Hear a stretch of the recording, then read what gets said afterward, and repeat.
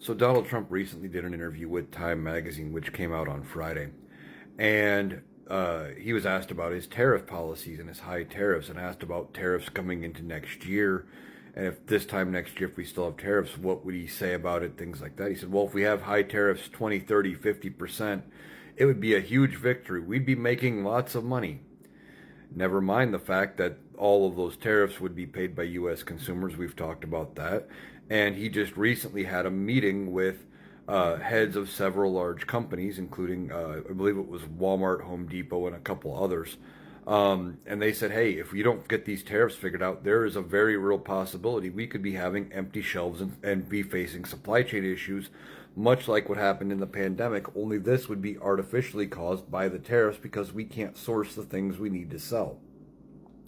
But Donald Trump is convinced that the high tariffs would bring American manufacturing back. He said that we need to incentivize companies to build things here.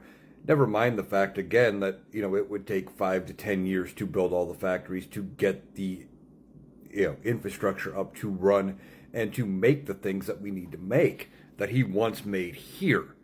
And we're running at least we were at 4% unemployment or so.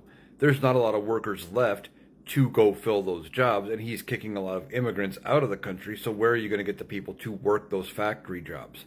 None of it makes a lick of sense. But he says it'd be a huge victory if in a year we still have high tariffs.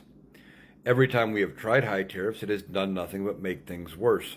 Right before the Great Depression, or in the middle of the Great Depression, after the stock market had already crashed, they tried the Smoot-Hawley Tariff Act, and it made the Great Depression that much worse, and it really took us entering World War II to get out of.